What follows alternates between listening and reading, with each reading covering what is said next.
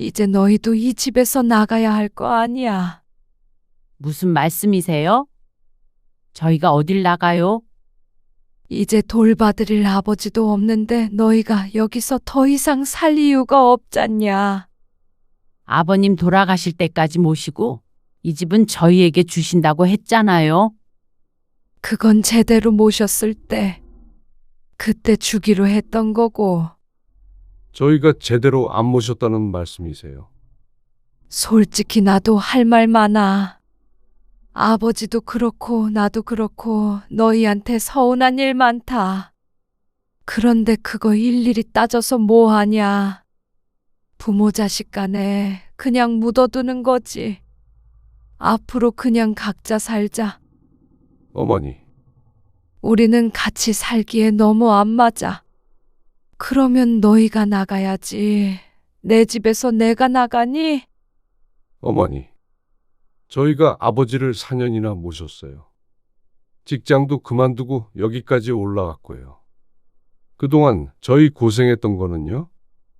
너희는 자식이 부모 돌보면서도 대가를 바라니? 그건 집을 안 준다고 해도 했어야 할 일이잖아. 오늘 이야기 속 주인공은 56세 김유순 씨입니다. 그리고 그녀의 시어머니에 관한 이야기이죠. 김 씨는 지난 4년간 치매 걸린 시아버지 병수발을 들면서 이를 악물고 버텼습니다. 그저 효심만으로 할 수 있는 일은 아니었습니다. 친정 아버지였어도 힘들었을 일을 하면서 김 씨는 시어머니의 약속만을 떠올렸습니다. 성물 같다고 할지는 모르겠지만 시아버지가 돌아가실 때까지 병수발을 들어주면 집 명의를 바꿔주겠다는 말만 찰석같이 믿고 버텼습니다.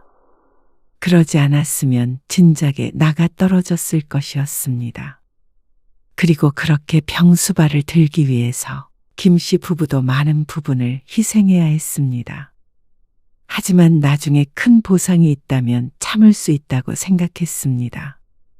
그러니까 시어머니가 갑자기 말을 바꾸어 김 씨 부부를 집에서 쫓아내겠다고 했을 때는 세상이 무너진 것 같았고 시어머니를 비롯한 시집 식구들에게 큰 배신감을 느꼈습니다.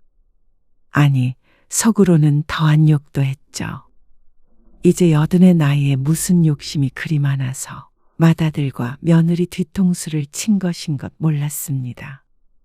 어디 그러고도 잘 사는지 김 씨는 두 눈으로 똑똑히 지켜볼 생각이었습니다. 유일하게 돌봐줄 장남 없이 말년에 어떻게 살지 말이죠.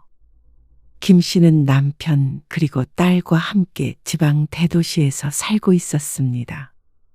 남편은 두 아들 중 장남이었고 시부모님과 시동생은 전부 수도권에 살고 있었습니다. 김 씨의 시아버지가 치매에 걸린 지는 1년 정도 되었을 때 시어머니는 무척 괴로워했습니다. 자연히 자식들을 찾았죠. 네 아버지가 상태가 안 좋아. 이렇게 심하지 않았는데 요새는 내가 누군지도 까먹은 것 같아. 정신이 돌아오는 시간이 적고. 어쩜 좋아요. 병원에서는 뭐래요? 병원은 맨날 똑같은 소리만 하지. 글쎄 있잖냐. 그저께 네 시아버지가 밥상을 엎어버리는 거야. 그런데 나도 힘에 부쳐가지고 언제까지 이렇게 살 수 있을지 모르겠다. 시어머니는 김 씨에게도 전화를 걸어 푸념했습니다. 치매 걸린 환자를 보살펴 본 적이 없어서 시어머니의 고충을 전부 알 수는 없었지만 70대 후반의 노인에게 쉬운 일이 아니라는 건 분명했습니다. 김 씨에게도 그렇고 남편에게도 자주 전화를 하는 것 같았습니다. 물론 작은 아들네도 마찬가지이고 말이죠. 그러니까 자연스럽게 자식들 사이에서 요양원 이야기가 나올 수밖에 없었습니다. 그런데 시어머니는 요양원 얘기만 나오면 노발대발했습니다. 요양원. 니들이 제정신이냐? 어떻게 부모가 늙고 아팠다고 그런데 보낼 생각부터 해? 가둬놓으면 그만이냐? 아니요. 어머니, 요양원이 그런 곳이 아니에요. 가둬놓다니요.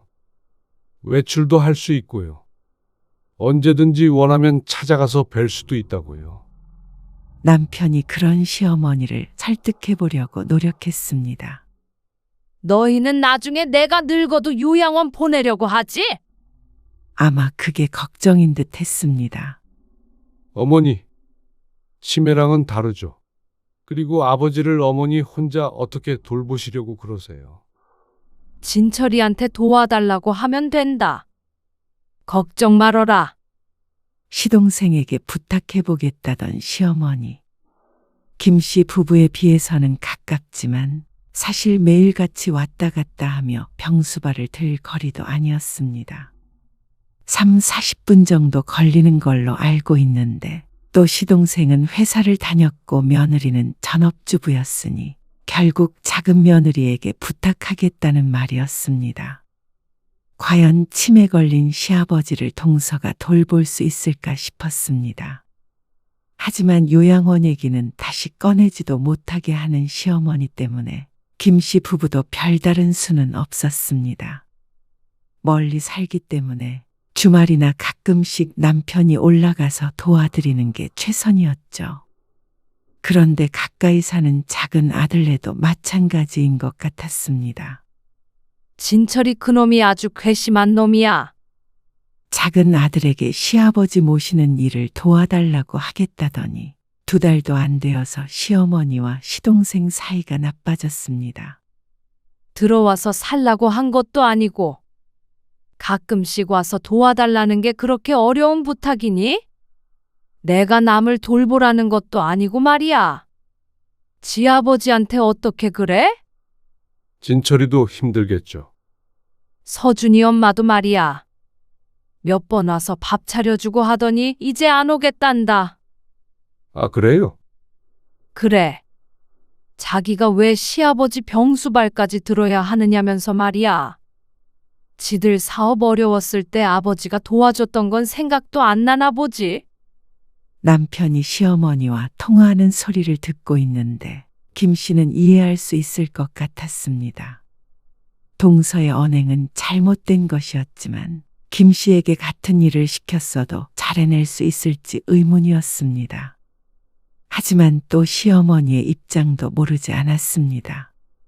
자식의 도움 없이 혼자서 시아버지를 돌볼 생각에 막막하기도 할 것 같았습니다. 형님, 저라고 그러고 싶었는 줄 아세요?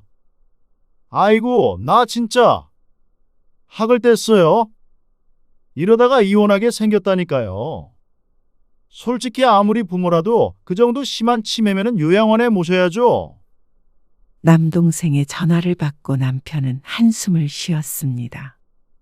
큰아들이라 다들 하소연을 하는 것 같은데 김씨 부부가 할 수 있는 일이라고는 전화로 그 하소연을 들어주는 것밖에 없었습니다. 그런데 얼마 뒤 김씨 부부의 삶이 크게 바뀌게 되었습니다. 명절에 다 같이 모인 시집 식구들. 전부 다 김씨의 남편을 바라보고 있었습니다. 너희가 올라와서 아버지 좀 모셔라. 시선을 받고 있는 남편도 그리고 김씨도 당황스러웠습니다. 저희가 어떻게 올라와요? 직장은 어떻게 하고요? 직장이야. 여기서 다니면 되는 거잖냐. 그게 그렇게 쉽게 되나요? 너 어차피 곧 퇴직할 때 되지 않았어? 그렇다고 미리 퇴직해서 올 순 없죠. 저희도 먹고 살아야 하는데. 그게 걱정이면 와서 네 아버지 모시면 이 집 너희 앞으로 해주마. 시어머니의 말에 또다시 놀랄 수밖에 없었습니다. 이야기가 어떻게 이렇게 진행되고 있는지 정신을 차릴 수 없었죠. 아니, 그게 갑자기 무슨 소리세요? 집을 주신다고요? 그래. 진철이도 그러겠다고 했어. 김 씨가 시동생을 돌아보자 지긋지긋하다는 듯이 고개를 절레절레 저었습니다. 하지만 정말로 미리 얘기가 된 듯 반대하지 않았습니다. 아무리 그래도 어떻게 이렇게 갑자기. 그런데 말도 안 되는 소리라고 생각했던 김 씨는 머릿속이 복잡했습니다. 시부모님의 아파트는 서울 경기도에 있는 32평짜리 아파트였는데 신축은 아니었어도 수억이었습니다. 금액은 알아보지 않아 모르지만 최소 5억은 되지 않을까 싶었죠. 그런데 남편의 퇴직을 앞두고 있는 지금 5억이라고 한다면 솔직히 흔들리지 않을 사람이 몇이나 될까 싶었습니다. 딸도 대학을 졸업해서 취업 준비를 하고 있는데 나중에 시집도 보내고 하려면 아무래도 부담이 되는 건 사실이었습니다. 그런데 아파트 명의를 넘겨주겠다니 남편의 직장을 옮긴다고 하더라도 절대 손해보는 조건이 아니었습니다. 물론 시아버지 병수발이라는 가장 큰 난관이 없다면 말이죠. 김 씨는 잠시 생각에 잠겼다가 머릿속으로 고개를 저었습니다. 아무리 그래도 시어머니도 시동생도 힘들다고 못하겠다는 일을 김 씨 부부라고 잘해낼 리 없었습니다. 김 씨도 남편도 비슷한 일은 해본 적이 없었고 오랫동안 살던 터전을 두고 이사를 하는 게 이 나이에 쉽지도 않았죠. 집은 걱정 없잖냐? 여기 들어와서 살면 되지. 방도 남아도는데. 그건 힘들 것 같아요. 무리예요. 남편도 같은 생각을 했는지 거절했습니다. 그러자 시어머니가 눈에 띄게 실망했습니다. 집을 줘도 싫다 그래. 바보 아니니? 그렇게 따진다면 시동생도 얼른 나서서 자기가 하겠다고 했어야 했는데 집을 준대도 안 하겠다는 걸 보면 이유가 있을 것 같았습니다. 그런데 명절이 끝나서 집에 돌아온 뒤에도 시어머니는 포기하지 않았습니다. 진모야, 내가 혼자 네 아버지를 어떻게 해보냐, 어? 나까지 치매에 걸리게 생겼다. 네가 장남 아니냐? 졸지엔 울먹거리는 소리에 남편의 시름이 깊어졌습니다. 일도 잘 손에 안 잡히는 모양이었습니다. 그러던 어느 날이었습니다. 여보, 아버지 말이야. 남편이 힘들게 운을 뗐습니다. 김 씨는 어쩐지 남편이 할 말을 알 것 같았습니다. 올라가서 우리가 모실까? 어머님, 아버님을? 어머님은 그렇다 쳐도 아버님을 우리가 어떻게 해? 내가 어떻게든 돌보면? 당신이 어떻게? 집 때문에 그래? 그것도 그거고. 아버지 이대로 돌아가시면 후회할까봐 그렇지. 어머니 말대로 내가 장남이잖아. 그런 책임감으로 할 수 있는 일이었다면 아마 시어머니도 김 씨 부부를 부르지 않았을 것이었습니다. 그리고 나도 곧 퇴직해야 되는데 당신이나 나나 걱정 많았잖아. 퇴직하고 무슨 일 할지 말이야. 그러면서 회사 분위기도 안 좋다고 했습니다. 나이 들어 돈만 많이 축내는 직원을 반기는 회사는 많지 않을 것이었습니다. 그런데 취업 준비를 하던 딸이 서울에 취업이 됐다는 소식을 전했습니다. 대학을 그쪽에서 나왔기에 수도권 쪽도 고려하는 건 알고 있었지만 시기가 참 공교로웠습니다. 그리고 한 달 정도 오랫동안 고심한 끝에 결국 김 씨 부부는 시어머니의 제안을 받아들이게 되었습니다. 남편은 퇴사를 했고 집도 정리하고 다 같이 경기로 올라왔습니다. 딸도 같은 집에 머물며 출퇴근을 하기로 했습니다. 역시 내 아들. 효자야, 효자. 시어머니는 무척 좋아했고 모든 것은 순조롭게 흘러가는 것처럼 보였습니다. 아버님, 아니 이게 무슨... 김 씨는 망연자실에서 시아버지를 바라보았습니다. 김 씨의 남편과 시어머니는 외출한 상태였고 집엔 김 씨와 시아버지 단 둘뿐이었습니다. 시아버지의 치매가 악화되어 집에 누군가는 꼭 있어야 했기에 같이 외출하지 못했습니다. 그런데 시아버지를 들여다보려고 안방문을 열었던 김 씨는 화들짝 놀랐습니다. 어디선가 오물 냄새가 풍겨왔고 그 원인이 바로 시아버지임을 확인하자 뒷걸음질 칠 수밖에 없었습니다. 방 상태가 말이 아니었습니다. 시아버지는 가끔 대소변을 가리지 못하게 되어 남편이 외출할 때는 꼭 기저귀를 채웠는데 그게 익숙하지 않고 불편했는지 빼버린 모양이었습니다. 시어머니도 아닌 시아버지라 김 씨는 어떻게 해야 할지 몰랐습니다. 그런데 그때 시아버지가 나와서 소파에 누웠습니다. 바지를 스스로 올린 것인지 겉보기에는 문제가 없어 보였지만 지나가면서 안 좋은 냄새를 풍겼습니다. 일단은 방부터 어떻게 해야 했는데 남편이 올 때까지 기다릴 수가 없었습니다. 김 씨는 마스크를 찾아 쓰고 고무장갑을 낀 상태로 방으로 들어갔죠. 그리고 뒤처리를 모두 하고 나왔을 때 시아버지는 잠들어 있었습니다. 1시간쯤 흐른 뒤 남편과 시어머니가 집에 도착했습니다.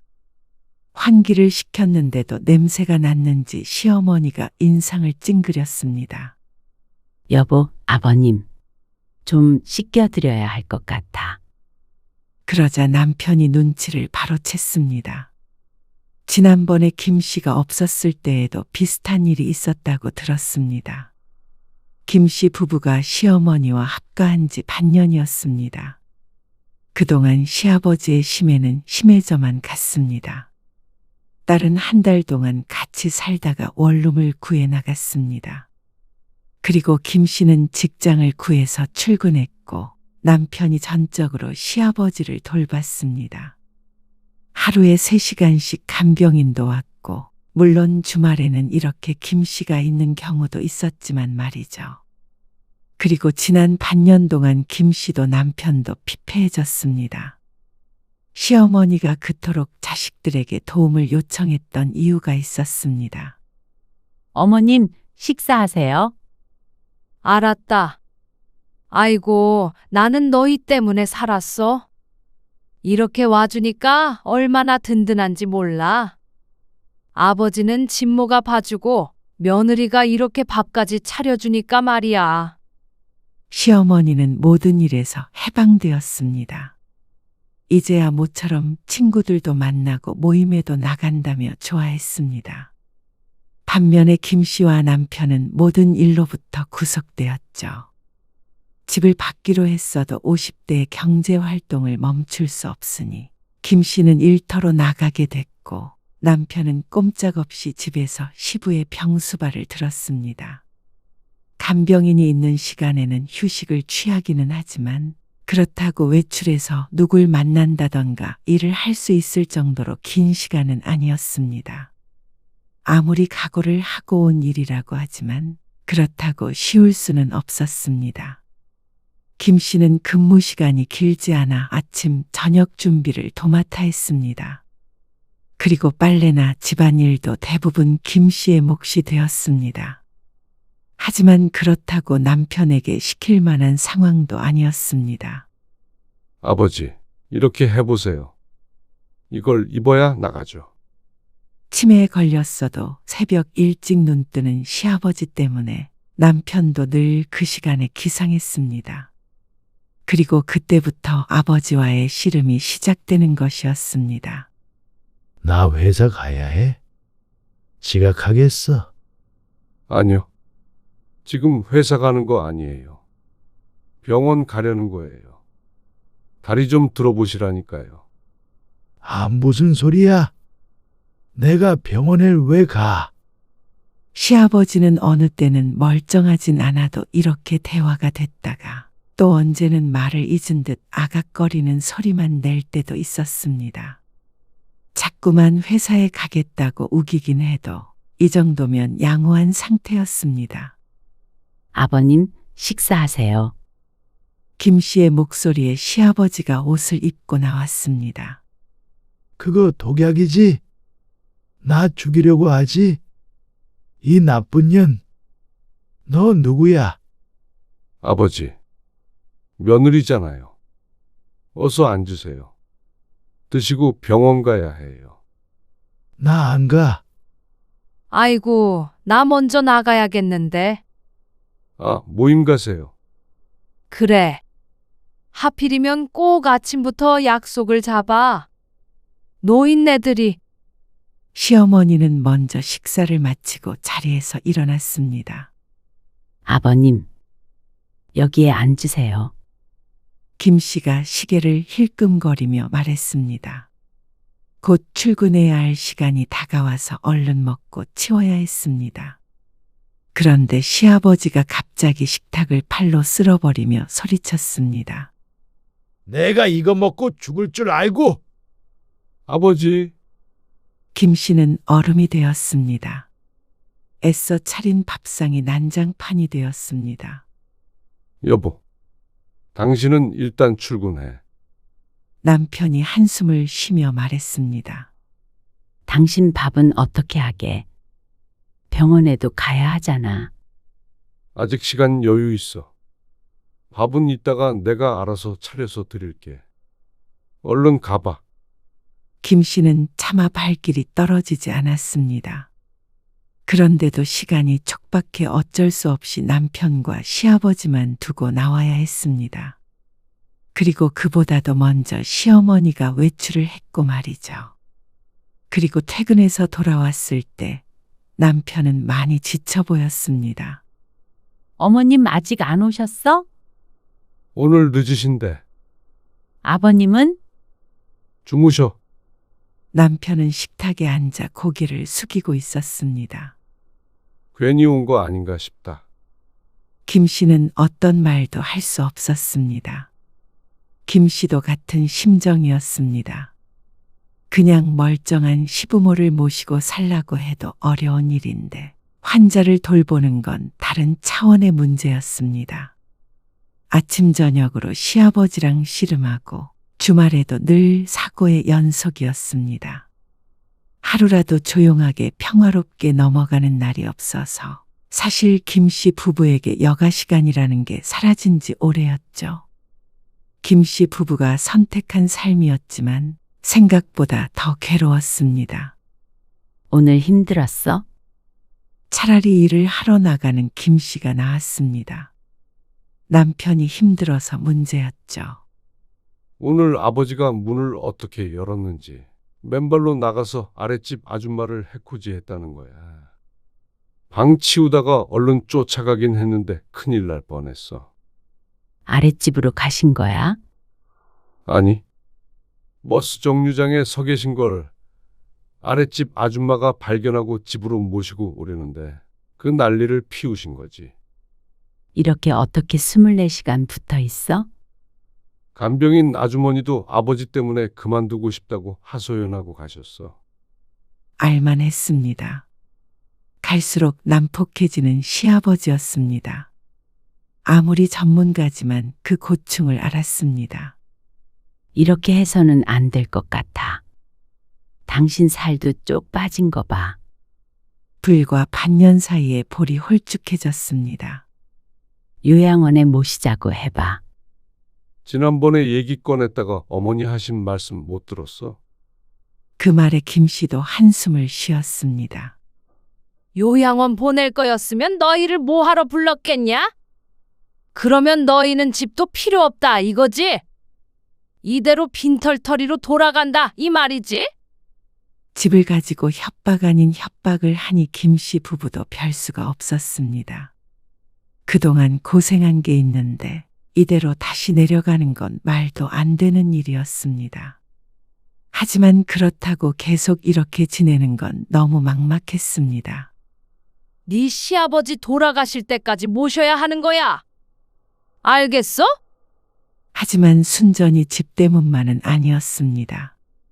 김 씨도 정정했던 시아버지가 이렇게 된 것에 연민을 느꼈고 남편은 가슴 아파했습니다. 조금이라도 아버지가 괜찮아지시길 바랐습니다. 당신한테는 미안한 말이지만 그래도 좀 더 오래 사시다 가셨으면 좋겠어. 나한테 뭐가 미안해. 당신이 고생이지 내가 고생인가? 남편은 효자였습니다.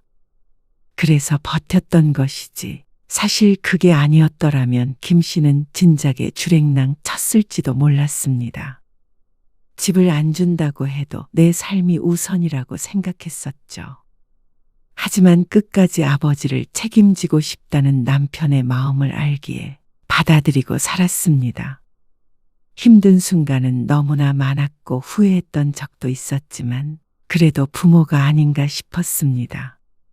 애미야, 나 이것 좀 다오. 배고프다. 네, 아버님. 제가 드릴 테니까 만지지 마세요. 불을 방금 꺼서 엄청 뜨거워요. 주말 점심, 시어머니는 모임에 갔고 또 남편에게 약속 장소까지 데려다 줄 것을 부탁했습니다. 배고프다는 시아버지의 말에 밥을 하고 간단하게 설거지를 하고 있었는데 언제 나왔는지 시아버지가 바로 뒤에 서 있었습니다. 그런데 손은 가스레인지 쪽을 향하고 있었습니다. 방금 불을 끈 국도 있었고 뒤쪽에는 지금도 끓고 있는 찜도 있었습니다. 위험해 보여서 얼른 고무장갑을 벗고 말리려는데 어찌나 행동이 빠른지 냄비를 척하고 손으로 잡아 올렸습니다. 손잡이를 잡았지만 그래도 열기가 있어서 맨손으로는 뜨거웠는데 당연히 시아버지는 악소리를 지르며 손을 뗐습니다. 그런데 문제는 냄비를 그대로 김 씨에게 던져버렸다는 것이었습니다. 안에 있던 국이 쏟아졌고 호들갑을 떠는 시아버지 때문에 찜이 담긴 냄비도 기울어졌습니다. 김 씨는 주저앉아서 일어나질 못했습니다. 시아버지는 뜨거운 걸 왜 여기 뒀냐면서 화를 내더니 안방으로 들어가 버렸습니다. 김 씨는 힘겹게 일어나 욕실로 들어가 바지를 내렸습니다. 허벅지가 시뻘갰습니다. 펄펄 끓은 국을 쏟았으니 화상이 심했습니다. 찬물을 끼얹는데 신음조차 내기가 힘들어 이를 악물어야 했죠.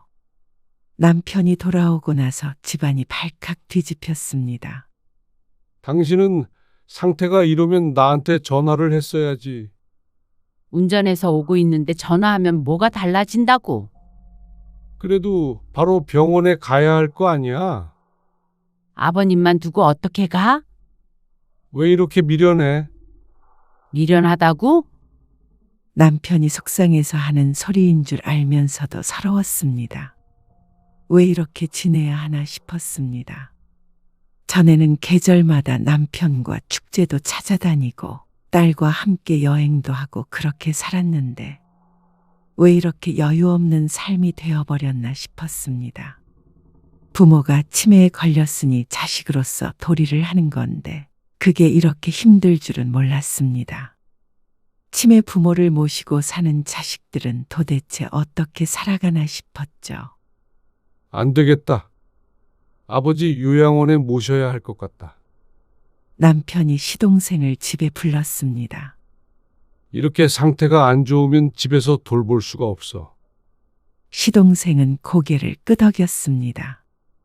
처음부터 시동생은 아버지를 요양원에 모시고 싶었으니 말이죠. 하지만 시어머니의 극심한 반대에 부딪혔습니다.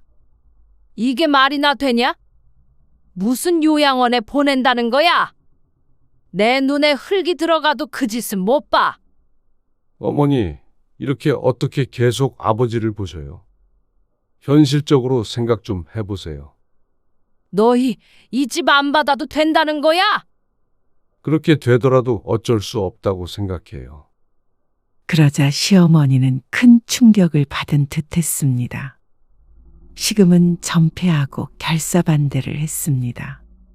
어머니, 도대체 왜 이러세요? 저도 힘들고 현정이 엄마도 힘들어요. 예? 그런다고 부모를 버리는 자식이 세상에 어디 있냐? 그러고도 너희가 사람 소리 들을 것 같아. 만약에 네 아버지 요양원 보내면 나는 그냥 눈 감을란다. 그렇게 되면 더 이상 살아갈 이유가 없다면서 시어머니는 알아누웠습니다. 자식 이기는 부모 없다더니 시어머니는 끝까지 자식들에게 져주지 않았습니다.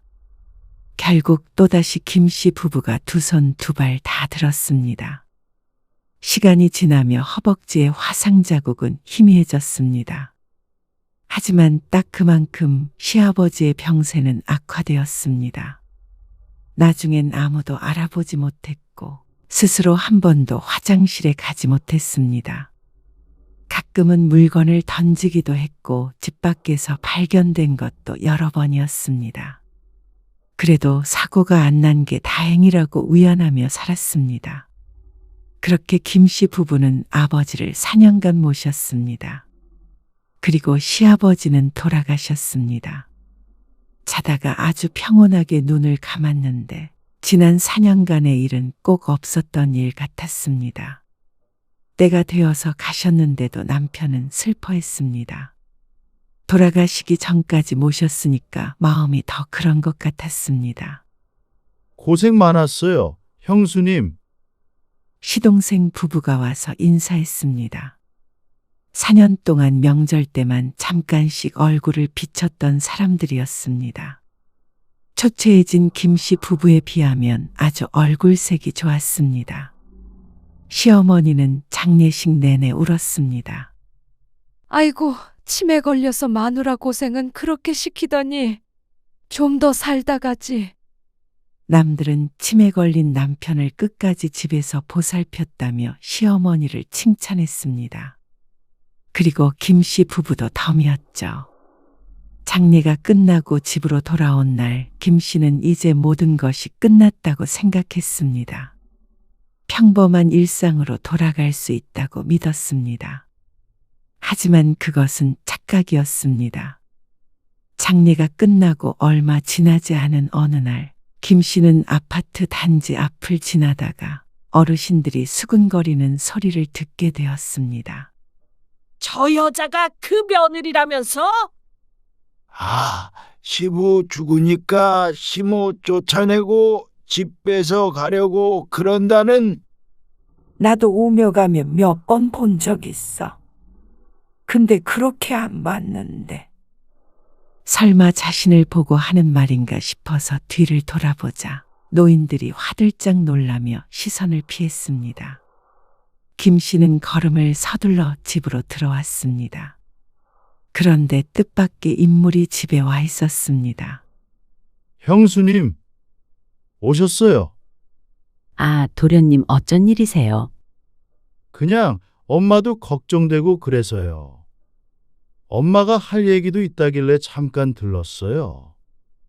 그렇게 얼굴 보기가 힘들었던 시동생인데 시아버지가 돌아가시니까 용건이 없어도 이렇게 찾아올 수가 있는 모양이었습니다.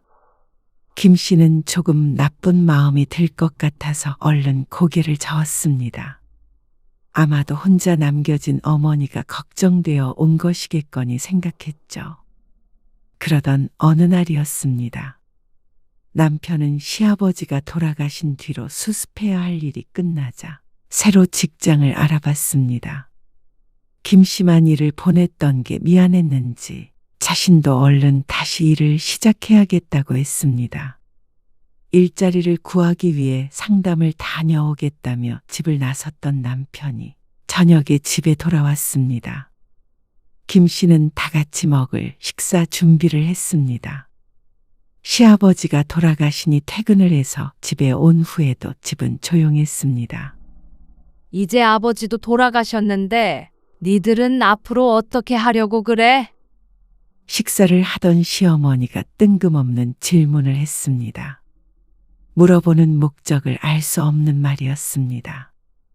김씨 부부가 의문의 찬 표정을 짓자 시어머니가 오히려 답답해하며 말을 이었습니다.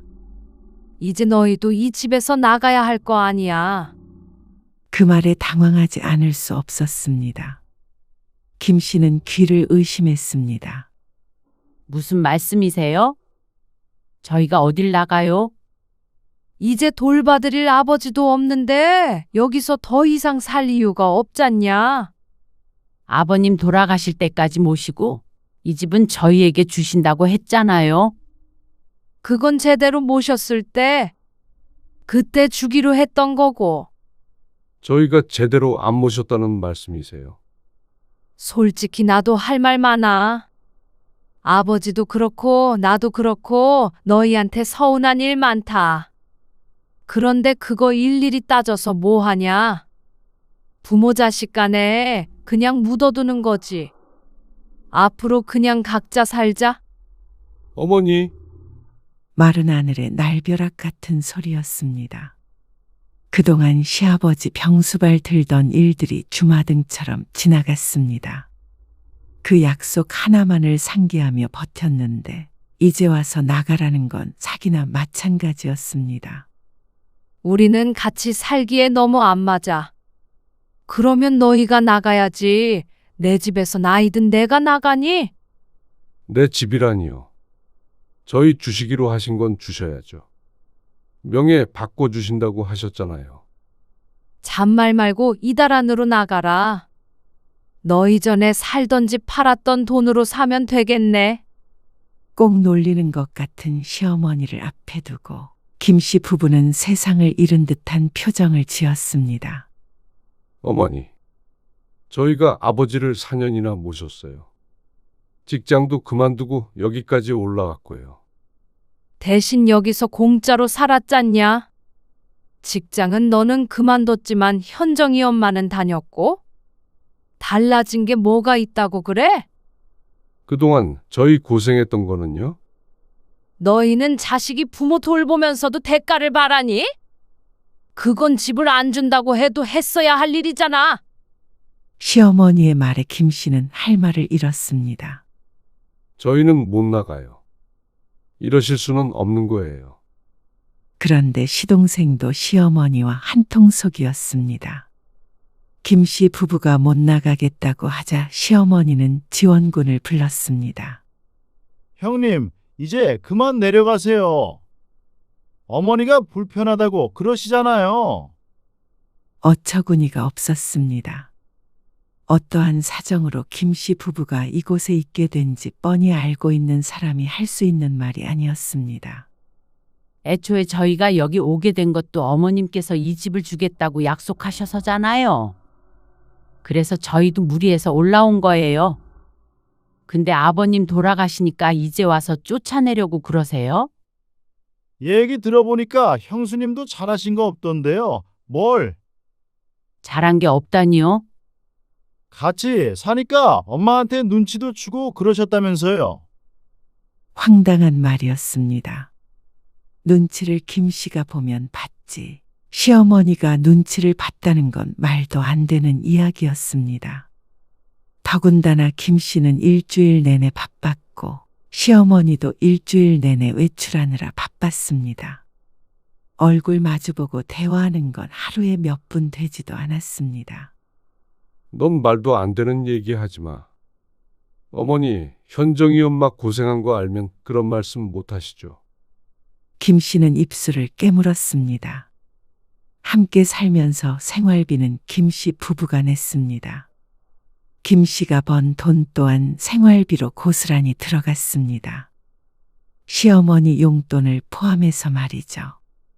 아파트까지 주시겠다는데 그게 당연하다고 생각했습니다. 그런데 이렇게 뒤통수를 거하게 맞을 줄은 꿈에도 몰랐습니다. 형님, 이건 감정에 호소할 문제가 아니에요. 뭐, 어차피 이 집 아버지 명의로 돼 있었으니까 저도 권리가 있잖아요. 저는 이 집은 엄마가 살아야 한다고 생각해요. 누가 어머니 쫓아내겠대? 우리가 모시고 살기로 했던 거잖아.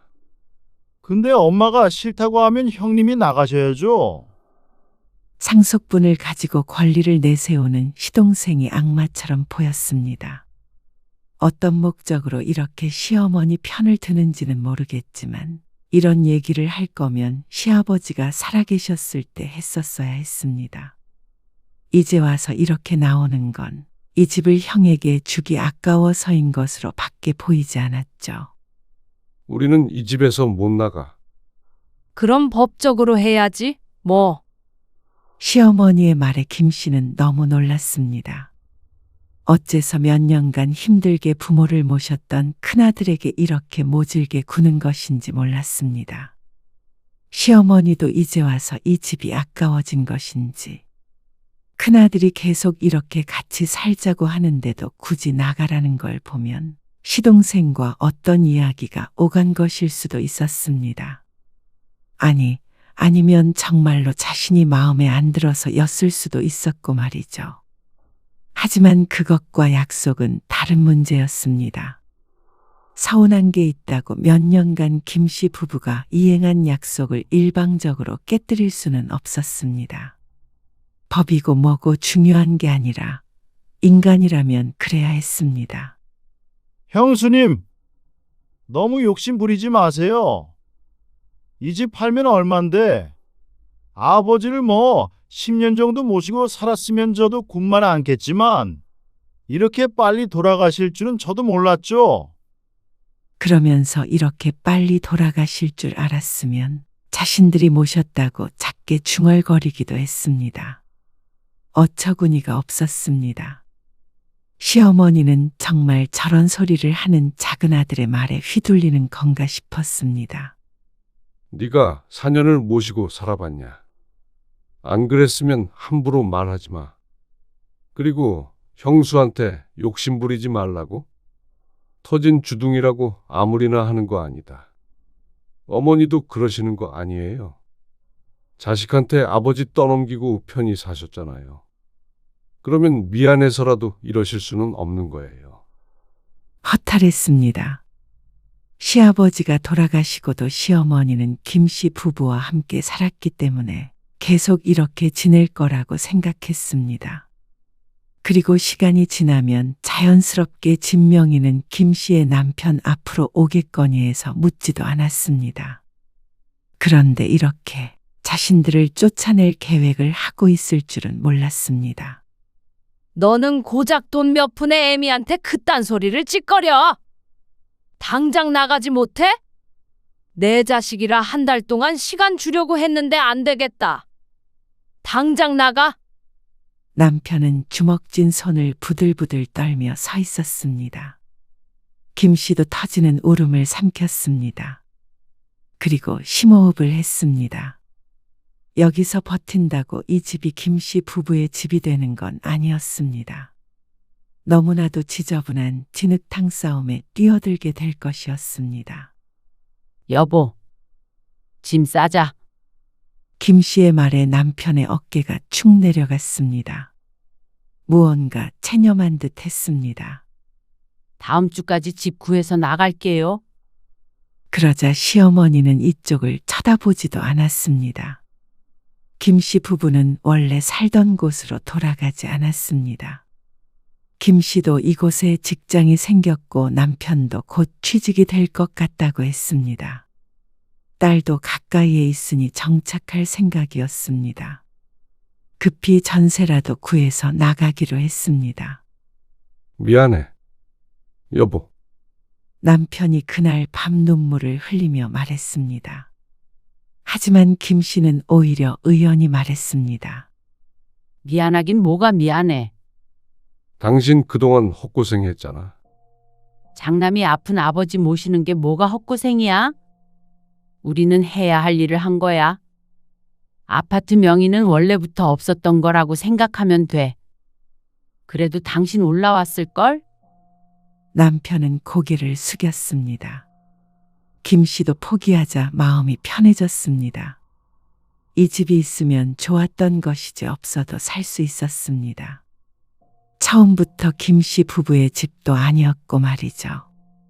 앞으로는 시아버지에 대한 죄책감은 하나도 없을 테니 그걸로 됐다 싶었습니다.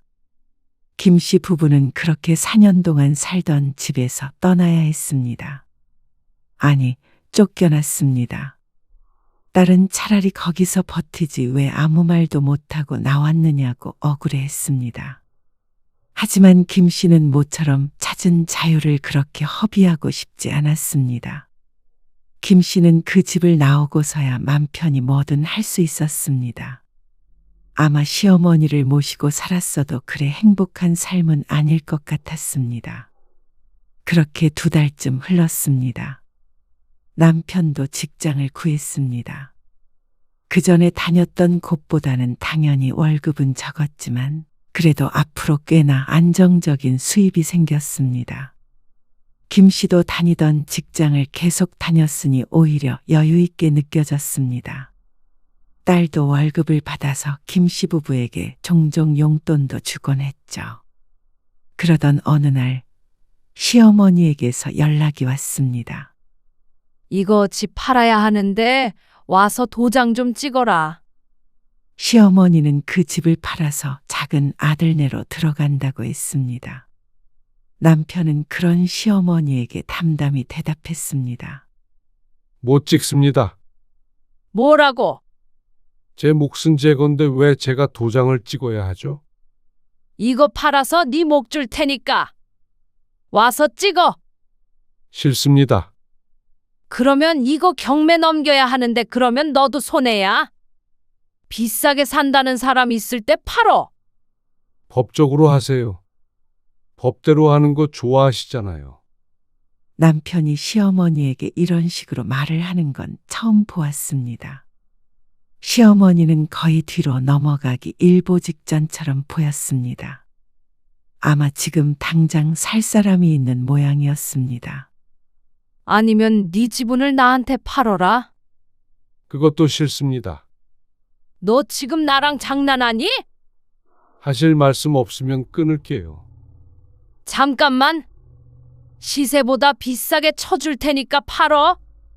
그럼 한 3억 주세요. 뭐라고? 말이 되니? 그러면 안 팔아요. 그러자 시어머니가 다급했습니다. 2억 줄게. 2억. 그러자 시세가 궁금해졌습니다.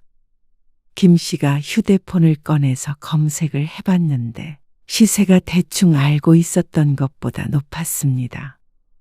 남편이 상속받게 될 몫을 언뜻 계산해 보았을 때 2억이면 나쁜 조건은 아닌 것 같았습니다. 하지만 남편은 끝까지 고개를 저었습니다. 싫습니다. 시어머니가 얼마에 팔기로 했는지는 모르겠지만 3억을 주면 손해를 볼 수밖에 없었습니다. 그 집이 시세가 그 정도까지 나갈 리는 없을 것 같았으니 말이죠. 그리고 남편은 일주일 뒤에 지분을 시어머니에게 넘기고 2억 5천만 원을 받았습니다. 끝까지 버틸 줄 알았더니 의외였습니다. 당신 이거 당신이 가지고 있어. 그동안 고생했으니까. 포상금이라고 생각하고. 4년에 2억 5천이면 나쁘진 않지? 물론 아버지 안 모시고 살았어도 받았을 돈이지만. 남편의 말이 맞지만 포상금이라고 생각하면 괜스레 기분이 좋았습니다. 그런데 웬일인지 또 열흘쯤 뒤에 시어머니에게서 다시 한번 전화가 왔습니다. 집을 사겠다던 사람이 계약을 안 하겠다고 한 모양이었습니다. 그런데 또 그 가격에는 팔리지 않고 자꾸만 집값이 내려가서 억울한 것 같았습니다. 그러니까 너한테 준 돈도 돌려줘라. 그러면서 남편의 지분을 산 것을 취소하고 싶다고 했습니다. 하지만 어림없는 소리였죠. 정당하게 팔았는데 무슨 이유로 없던 일로 만들어요? 차라리 더 떨어지기 전에 얼른 파세요. 친절하게 조언까지 해주었습니다. 그리고 그 뒤로는 집을 어떻게 팔았는지 어쨌는지 알지 못했습니다. 남편도 더 이상 시어머니의 전화를 받지 않았습니다. 그렇게 반년 정도가 흘렀습니다. 그저 시동생네 집으로 들어갔겠거니 어렴풋이 생각만 했죠. 그래도 받을 건 받았으니까 더 이상 그 생각은 하지 말고 살자 다짐했습니다. 앞으로 인생을 행복하게 살면 됐습니다. 어머님은 잘 지내고 계시겠지? 나도 모르지. 남편도 크게 신경 쓰지 않는 눈치였습니다. 이제는 미련도 없어 보였죠. 그런데 잘 살고 있을 줄로만 알았던 시어머니가 반년 만에 나타났죠. 여긴 어떻게 알고 찾아오셨어요? 현정이한테 물어봤다.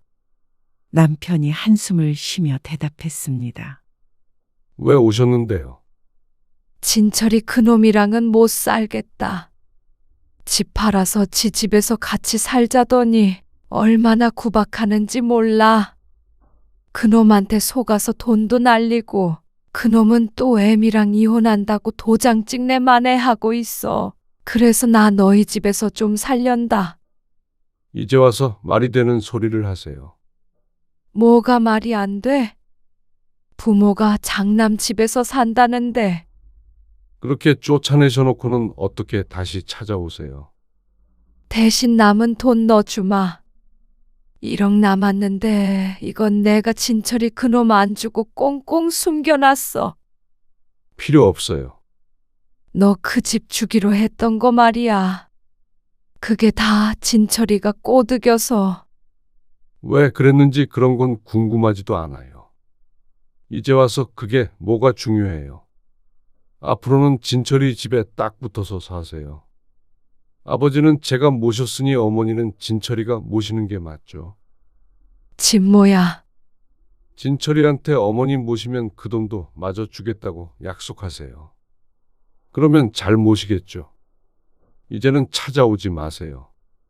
남편은 매정하게 보일 정도로 단호했습니다.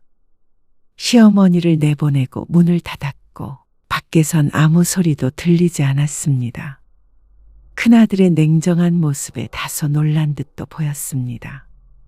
그리고 돌아갔는지 다시 문을 두드리지는 않았습니다. 한 번만 더 찾아오면 그땐 차라리 이사 가자. 남편은 지금의 평화가 깨지는 걸 원하지 않는다고 했습니다. 그래도 어머니인데 괜찮아? 쫓겨나는 그날 다 내려놨어.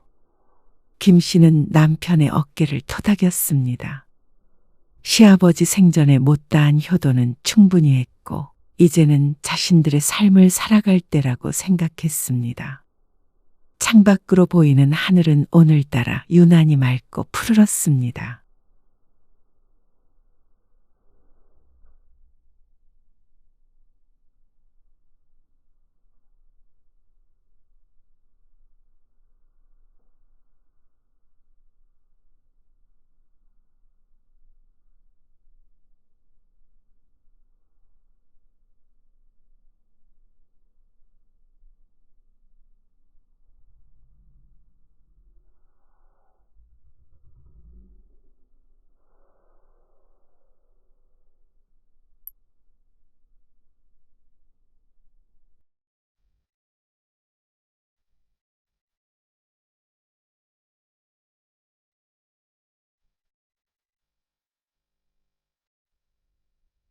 동서, 김치에 도대체 뭘 넣은 거야?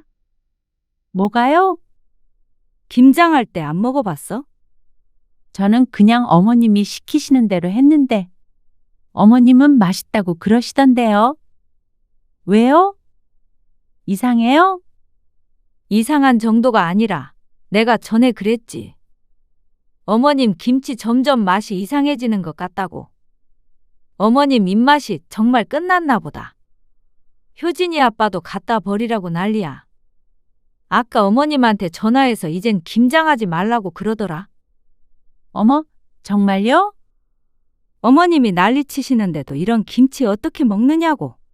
내년부턴 김장 안 할 것 같아. 밥 빌리는 것도 이참에 끝낸다고 옆집 아저씨한테 전화할 거래. 참 희한하긴 하네. 오늘 이야기 속 주인공은 54세 장지숙 씨입니다. 그리고 그녀의 시어머니에 관한 이야기이죠. 장 씨는 젊어서부터 자신이 나이 들면 시어머니처럼 김장을 좋아하게 되나 궁금했습니다. 어째서 어르신들은 다들 김치에 집착할까? 골병이 나면서도 왜 굳이 100포기, 200포기씩 김장을 하나? 나이가 들면 이해하게 될 줄 알았습니다. 하지만 여전히 알 수 없었습니다. 50대 중반이 되어서도 시골에 불려가 배추 농사를 돕고 몇 날 며칠 동안 김장하느라 녹초가 아니라 거의 시체가 되어야 했죠. 그리고 남편. 김치를 별로 좋아하지도 않으면서 김장에 참여하지 않겠다고 말도 못하는 남의 편이었습니다. 장 씨가 김장은 그만하겠다고 얘기했을 때는 노인네 비위 좀 맞춰줄 수 있는 거 아니냐며 오히려 부부싸움까지 했습니다. 그리고 아픈 몸을 이끌고 가서 혼자서 중노동을 하게 생긴 장 씨는 이제 더 이상 참을 수 없었습니다. 지난 20여 년간 했으면 됐습니다. 김장이 그렇게 하고 싶다면 각자 자기 먹을 것만 해서 먹는 게 맞았습니다. 그게 아니라면 며느리를 공짜 노동력으로 부리는 건 이제 그만해야 했습니다. 장 씨도 곧 며느리를 볼 나이지만 시어머니를 보며 다짐했습니다. 장 씨가 결혼한 지 1년도 되지 않은 늦가을이었습니다. 시어머니로부터 김장하러 오라는 전화를 받았을 때 그저 김치 담그는 일이 얼마나 대수겠냐 싶었습니다.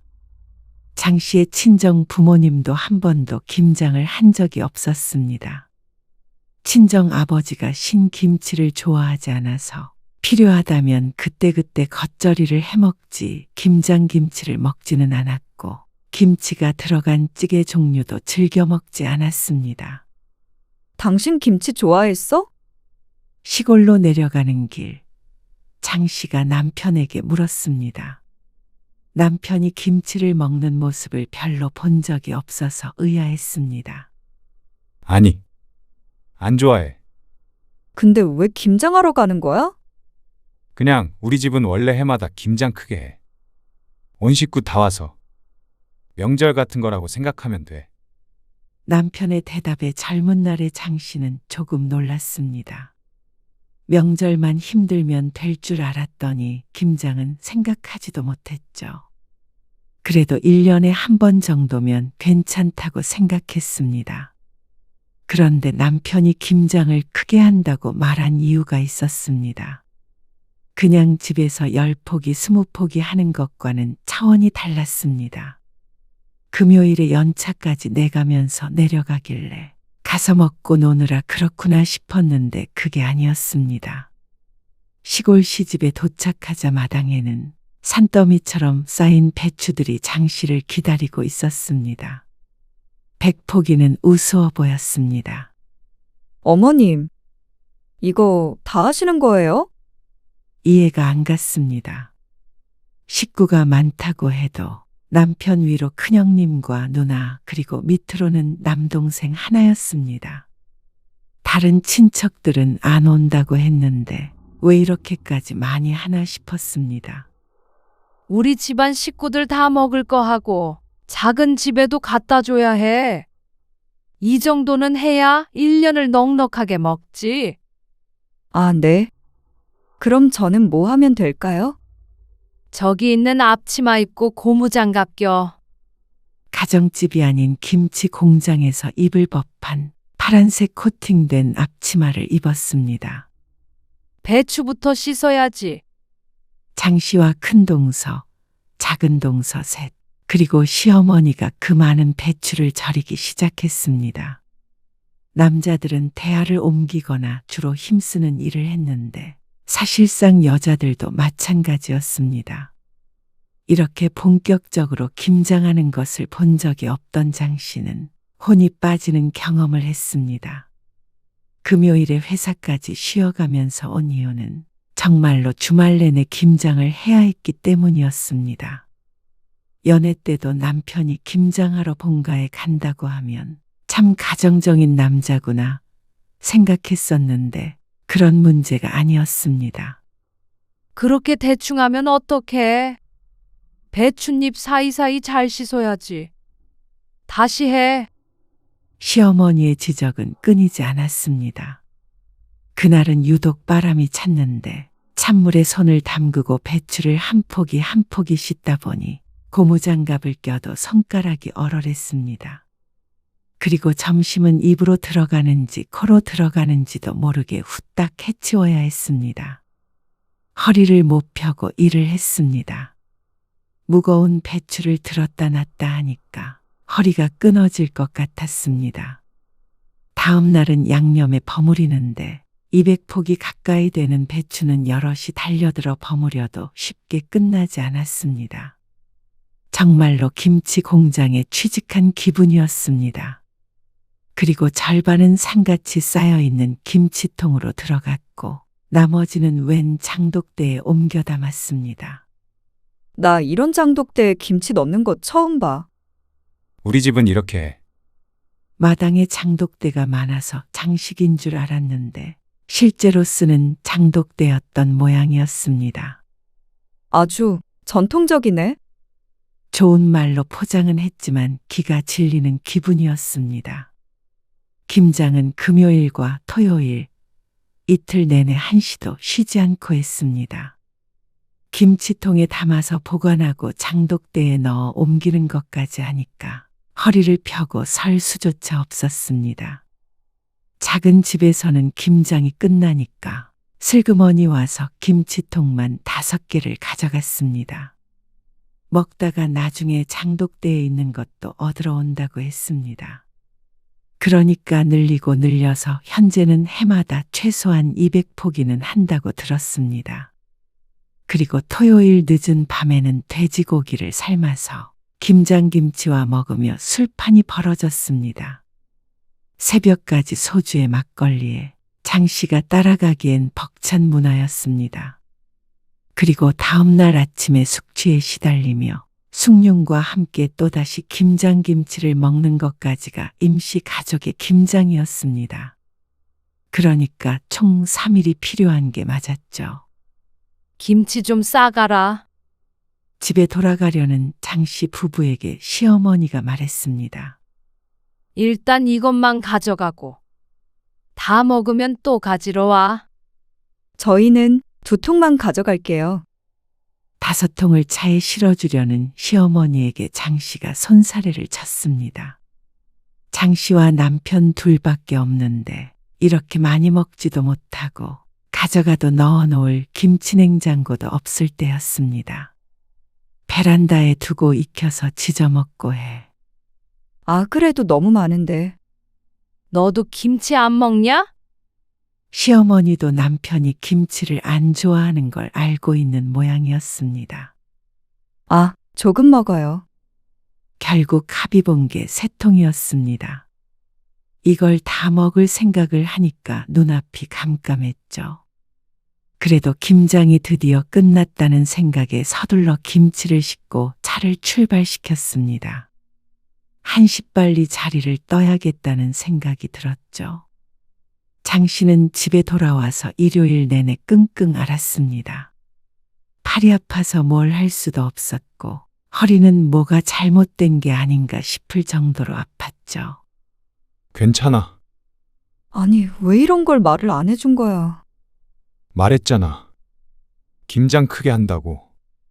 남편은 장씨보다 상태가 나아 보였습니다. 아무래도 대부분의 일을 며느리들이 해서 그런 듯 했습니다. 장씨는 손가락도 부어서 구부리기가 힘들었습니다. 매년 해야 하는데 이렇게 알아누워서 어떡해. 꼭 남일 얘기하듯 말하는 남편이 너무 얄미웠습니다. 남편에게 김장은 당연한 연례 행사였지만 장씨에게는 고문과도 같은 경험이었습니다. 그런데 그 해가 가장 쉬웠습니다. 김장 때만 딱 내려가서 며칠 고생하고 오면 됐으니 말이죠. 그때부터 매년 김장철이 오기 1달 전부터 두려워지기 시작했습니다. 남편에게 하소연해봤자 1년에 1번인데 참아라. 나이든 우리 어머니도 하신다라는 대답만 돌아올 뿐이었습니다.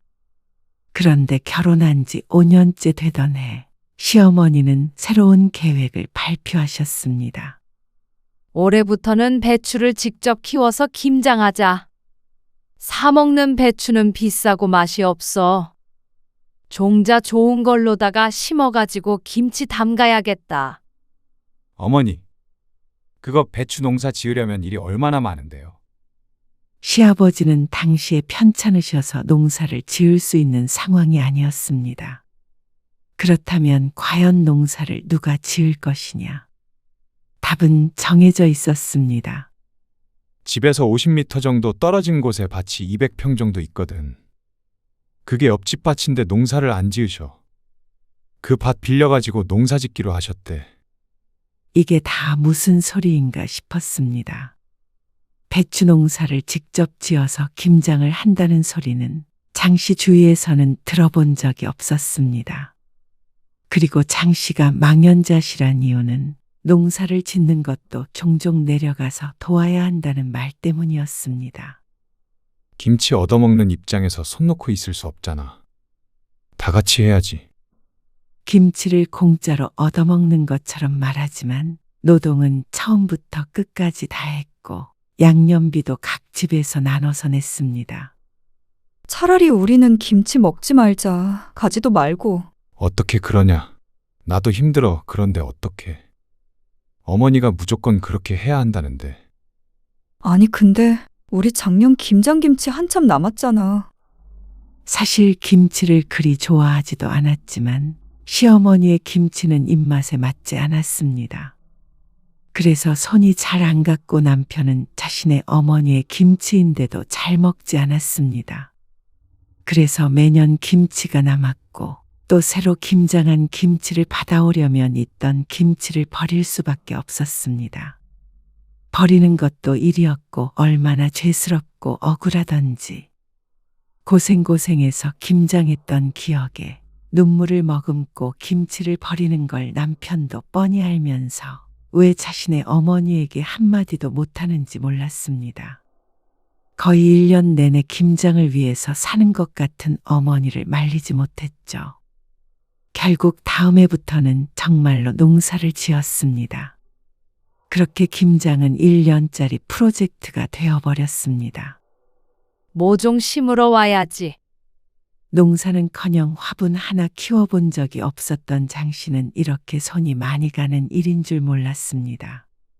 모종을 심고 나중에 수확하면 되는 줄 알았지만 그 사이에 일이 무척 많았습니다. 그러니까 주말마다 자주 시골로 내려가야 했습니다. 떼약볕 아래서 허리를 굽히고 밭일을 하는데 내가 지금 여기서 뭘 하고 있나 싶었습니다. 김치라도 잘 먹으면 모르겠는데 사실상 장씨 부부에게는 전혀 이득이 없는 일이었습니다. 물론 모든 일들을 이득만 따져서 할 수는 없는 것이었지만 시집에 내려오기만 하면 고된 노동을 하니까 점점 꺼려질 수밖에 없었습니다. 그렇게 20년이 넘는 세월 김장에 목을 매며 살았던 것 같았습니다. 명절보다도 더 지독했습니다. 그래서 그동안 김장철만 다가오면 남편과 마찰도 많이 생겼고 실제로 이혼 소리가 나올 만큼 크게 싸운 적도 있었습니다. 나 정말 올해는 안 가. 장 씨의 말에 남편이 한숨을 푹 내쉬었습니다. 그런데 이제는 1년에 한 번인데 그것 좀 참고 하면 안 되냐는 소리를 하지 못했습니다. 1년에 하루 이틀로 끝나는 일이 아니었으니 말이죠. 그리고 남편도 많이 지친 것 같았습니다. 어머니 때문에 마지못해 하는 것이지만 남편도 김장이 좋을 리가 없었습니다. 매번 그놈의 김장, 지긋지긋하다는 소리를 장씨만큼이나 많이 하는 게 남편이었습니다. 지긋지긋하면 당신이 좀 말을 해보라고. 김장하지 말란 소리 하면 어머니 쓰러지셔. 당신도 알잖아. 그러면 적어도 그렇게 많이는 하지 마시라고 얘기를 해야 할 거 아니야? 그런데 시어머니는 정반대의 생각을 하고 있는 것 같았습니다. 현이랑 현민이도 이번 김장 때 오라고 해라. 아, 애들도요? 장 씨의 아들, 딸들은 취직해서 따로 자취를 하고 있는데 김장에 같이 안 간 지는 아주 오래되었습니다. 이제 와서 갈 리가 없었습니다. 그리고 아들, 딸들은 장 씨 부부의 영향인지 몰라도 김치는 입에도 안 댔습니다. 와서 김장 돕고 김치도 2통씩 챙겨주면 좋지. 그래서 올해부터는 김장을 좀 더 해야겠어. 애들은 김치 잘 안 먹어요, 어머님. 김치를 먹어야 건강하지. 어머님, 오히려 김장하는 양을 좀 줄여야 할 것 같아요. 아무튼간 애들도 딱 널 닮아가지고. 그러니까 어렸을 때부터 많이 먹였어야지. 세상에 김치도 안 먹는 놈들이 어딨어? 남편이 아무 말도 안 하니 장 씨가 할 수밖에 없었습니다. 그런데 시어머니는 예상처럼 펄쩍 뛰며 장 씨를 나무랐습니다. 그리고 부족해서 늘린다니까 줄이긴 뭘 줄여? 저희도 자꾸 김치 남고요. 그리고 말은 안 했지만 큰 동서와 작은 동선에도 비슷한 상황이었습니다. 다들 말은 못하고 끙끙 앓고만 있었죠. 큰 동서는 김치를 좋아하는데도 시어머니의 비법이 담긴 김치는 다 먹질 못했습니다. 최근 들어서는 김치 맛도 변했다며 재작년부터는 김치를 거의 버려야 했다고 비밀스럽게 말해준 적도 있었습니다. 하지만 시어머니는 꿈쩍도 하지 않았습니다. 그러니까 가지고 가서 부지런히 먹으라니까 그러네. 창고에 김치 잔뜩 있어. 그리고 한 7, 8년 전에는 시골집 마당 쪽에 토굴같이 생긴 창고도 만들었습니다. 김치 보관할 장소가 부족하다는 것이 그 이유였습니다. 그리고 토굴에 넣어야 김치가 맛있다는 말을 듣고는 1년간 자식들을 들들 볶았죠. 자식들이 돈을 모아서 그 창고를 만들어줬는데 장 씨는 그걸 볼 때마다 속이 쓰린 기분이었습니다. 애들 모소면 네가 넉넉히 싸가서 나눠줘라. 며느리의 말은 들리지 않는 모양이었습니다. 무슨 말을 해도 시어머니의 고집을 꺾기가 힘들었습니다. 남편이나 다른 형제들이라도 좀 강력하게 말해줬으면 싶었는데 다들 무슨 효심이 그리 깊은 것인지 그 앞에서는 김치를 맛있게 먹는 척을 잘도 했습니다. 이 상황을 바꾸고 싶은 건 장 씨뿐인 것 같았죠. 그러다가 다음 해 장 씨가 허리를 다쳐 수술을 받게 되었습니다. 시골에 좀 내려갔다 올게. 남편은 어김없이 배추 농사를 지으러 내려갔습니다. 장 씨는 어쩌면 허리를 다친 게 낫다 싶기까지 했습니다. 시골에 다녀와도 이 정도 통증을 느꼈으니까 말이죠. 그런데 농사일에는 빠졌지만 김장날까지 피해갈 수는 없었습니다. 당신도 가긴 가야지. 이런 허리로 가서 김치 담그라는 거야? 올해는 쉴 거라 생각했는데 남편의 난감한 표정을 보니 진담으로 하는 말인 걸 알았습니다. 어머니가 무거운 거 안 들면 된다고 그러시니까. 어머니가 어쩌고 하는 저 주둥이를 콱 때려버리고 싶었습니다. 그런데 남편은 힘이 없었고 시어머니는 장 씨에게까지 전화를 걸어 신신당부를 했습니다. 너 하나 안 오면 다들 얼마나 힘들겠냐. 나라도 안 아프면 모르겠는데. 늙은 몸뚱이가 말을 안 듣니까 너도 와서 거들어야 할 거 아니냐. 어머님, 저쪽으려 앉아서 일하는 걸 할 수가 없어서요. 아, 그러면 서서 하면 되지.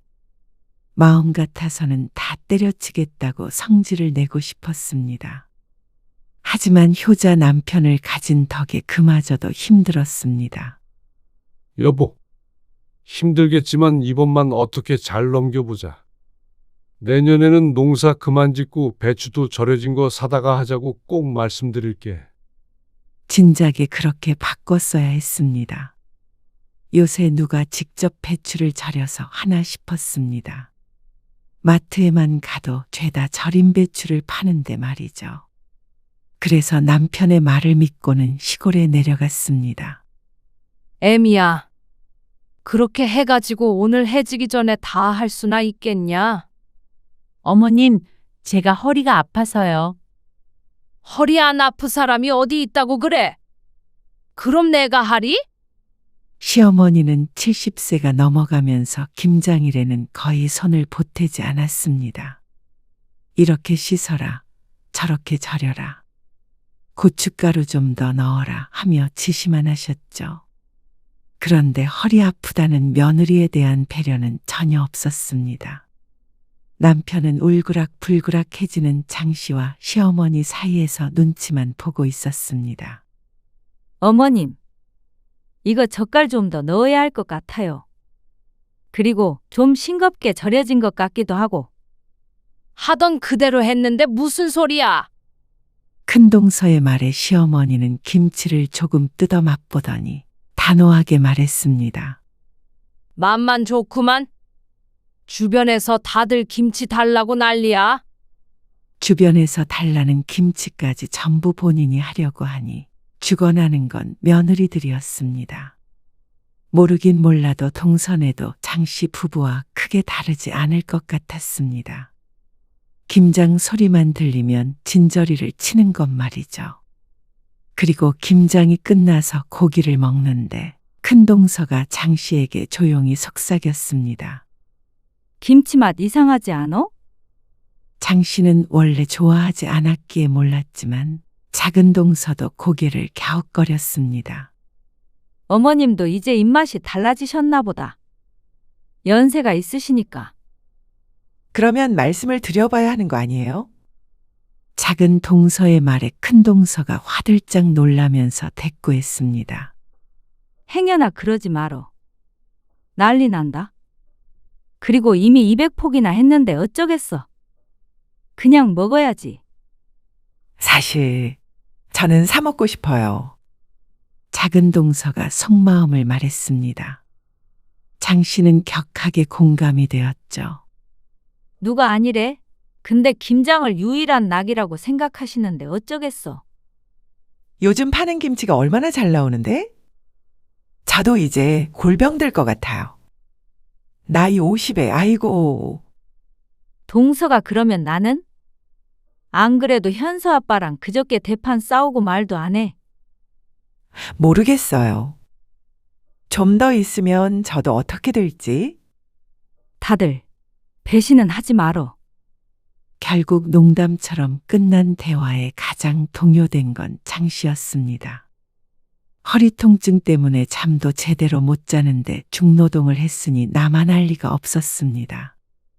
옥신거리는 허리를 부여잡고 무슨 맛인지도 모를 김치를 먹고 있는 자신이 너무 불쌍한 것 같았습니다. 식모들도 아니고 부엌에 모여서 이런 대화를 하고 있는 게 시대착오적인 것 같기도 했고 말이죠. 전생에 김치 훔치다 죽은 건지 어쩐 건지 어째서 이런 집에 시집 왔나 뒤늦게 한탄하기도 했습니다. 물론 속으로 말이죠. 그런데 배신하지 말라더니 다음에 애 장씨는 동서들에게 진하게 배신을 당했습니다. 그리고 그나마 믿었던 남편도 장씨의 편이 아니었습니다. 올해는 절임 배추로 하자고 한다며. 또다시 농사지으러 내려오라는 전화를 받고 장씨가 남편에게 따졌습니다. 근데 절임 배추로 하면 비싸고 맛도 없다고 그러시잖아. 아니, 얼마나 차이 난다고 그래? 배추 절이느라 여럿이 내려가서 일하는 노동력은? 농사 짓는 노동력은? 그거 시급으로 따지면 그게 더 비싸겠다. 나 차라리 그 시간에 쿠팡 배달이라도 하고 싶은 심정이야. 아니, 그게 다 정성이잖아. 그놈의 정성. 지금 김치 냉장고에서 다 쉬어가는 거 몰라서 그래? 그러자 남편은 또 시작이냐는 표정으로 한숨을 쉬었습니다. 너무 어이가 없고 억울했습니다. 본인도 잘 먹지도 않는 김치였고 김장은 아들인 남편도 지겨워했습니다. 그런데 장씨만 못된 며느리를 만드는 남편이 더 얄미웠습니다. 어머니한테 괜히 또 절임 배추 얘기 꺼내지 마. 일하는 건 난데 말도 못해? 당신 불만 많은 건 알겠는데. 그래도 우리 집 전통을 좀 존중해줘라. 그걸 왜 며느리들한테 시키는데? 우리도 하잖아. 효도한다고 생각해. 몇 년이나 남았다고 그래. 저번에 어머님 편찮으셔서 이제 김장 못할 거라고 당신이 그랬잖아. 근데 봐. 지금까지 며느리들 부려먹으면서 하고 계시지? 부려먹는다고? 아무리 그래도 어떻게 그렇게 말하냐. 어머니한테. 우라통이 터졌습니다. 당신은 맨날 어머님 편이지? 나는? 내 몸이 부서지든 말든 상관없는 거야? 허리 수술도 하게 만들고 싶어? 쉬엄쉬엄 하면 되잖아. 절임 배추도 싫다. 김장 양 줄이는 것도 싫다. 무조건 어머님 하잔대로 하란 소리잖아. 그만하자. 당신 그렇게 효자하고 싶으면 당신이 다 해. 배추 심는 것부터 김치 담그는 것까지. 아니, 오늘따라 왜 이렇게 예민하게 굴어? 예민하다고? 나이 50 넘어서 시집 김장 불려가서 며칠 동안이나 김장하다 오는 여자가 어디 있어? 요즘 세상에? 요즘 이러면 이혼당해. 알어? 뭐? 이혼? 진짜 말이면 단 줄 아나? 당신은 처가 행사에 그렇게 발벗고 나선 적 한 번이라도 있어? 지금 처가 얘기가 왜 나와? 결국 남편과의 대화는 과열이 되었습니다. 장 씨는 남편과 며칠 동안 말을 하지 않았습니다. 밥상도 차리지 않고 본체 만체했습니다. 이 나이에 남편이 뭐가 무섭다고 벌벌 떨까요? 그러자 남편이 먼저 화해를 청했습니다. 미안해. 내가 생각이 짧았어. 어머니한테 올해는 양이라도 줄이자고 꼭 말할게. 그 다음에 차츰 줄여서 김장 없애자. 한 1, 2년만 고생해줘. 이번에 백포기도 많아. 솔직히 다들 남아도는데 왜 그렇게 고집 부리시는 거야? 작은 집도 이제 안 가져가잖아. 가장 많이 가져다 먹었던 작은 집은 식구도 줄어서 김치를 조금씩 사다 먹겠다고 했습니다.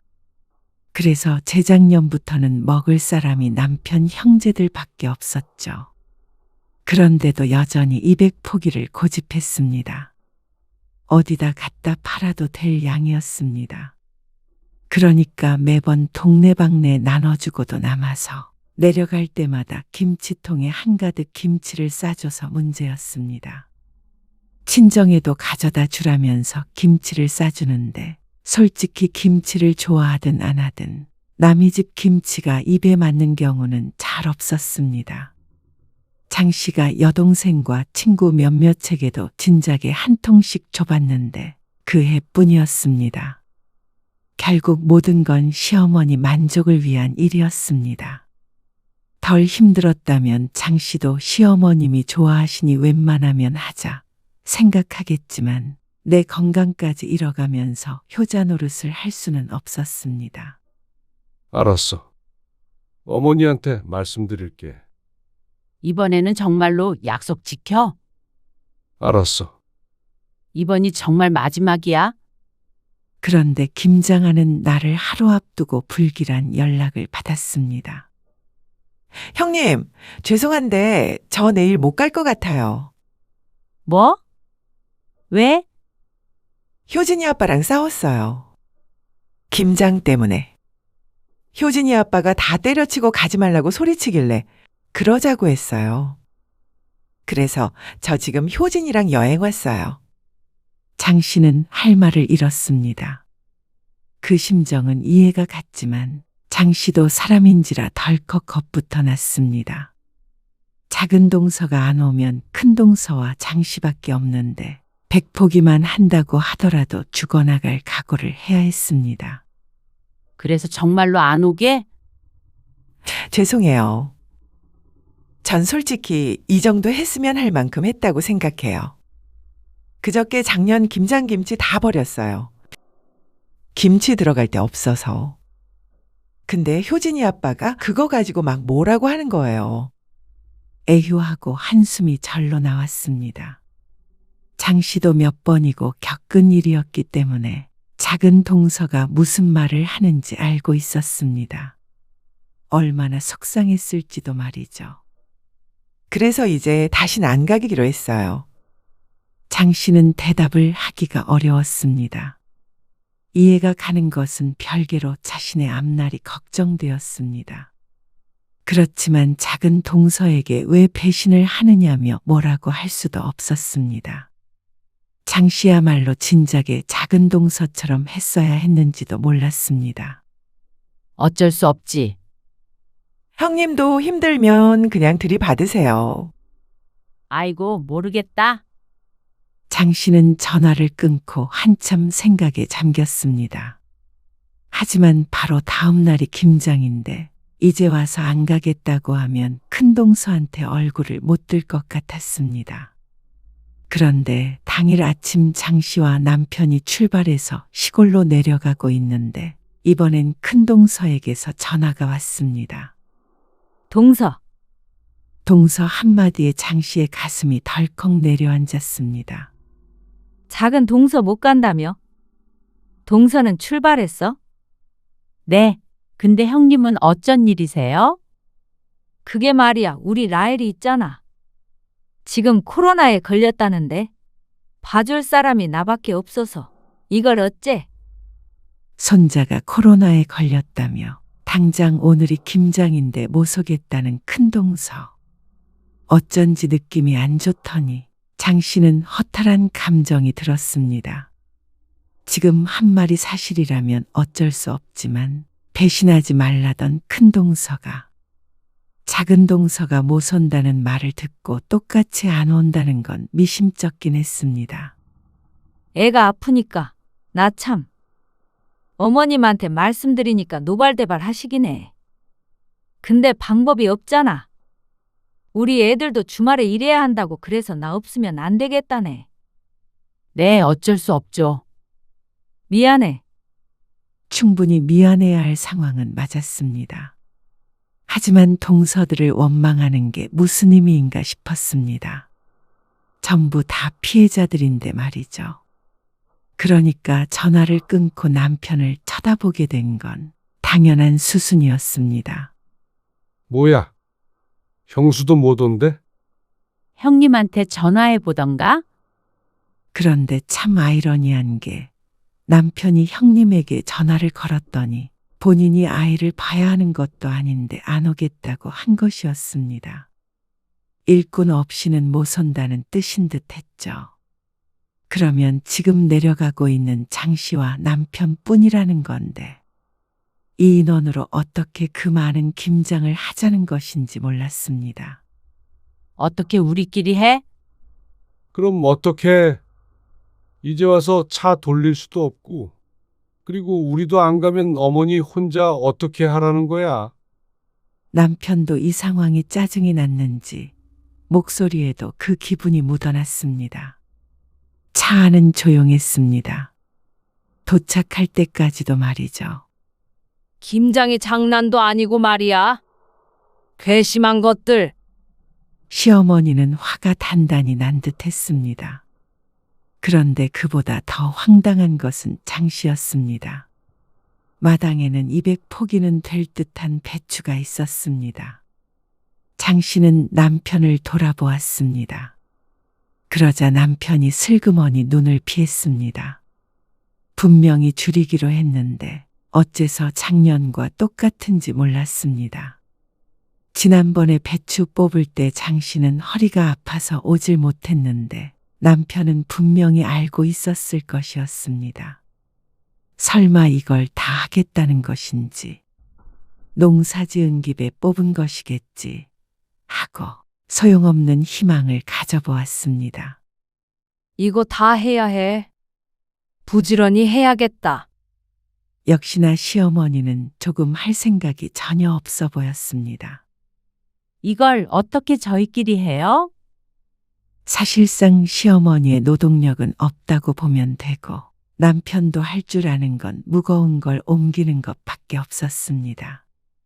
그것도 혼자서는 안 되니까 장 씨와 같이 들어야 했죠. 말도 안 된다고 생각했습니다. 왜 못해? 부지런히 하면 되지.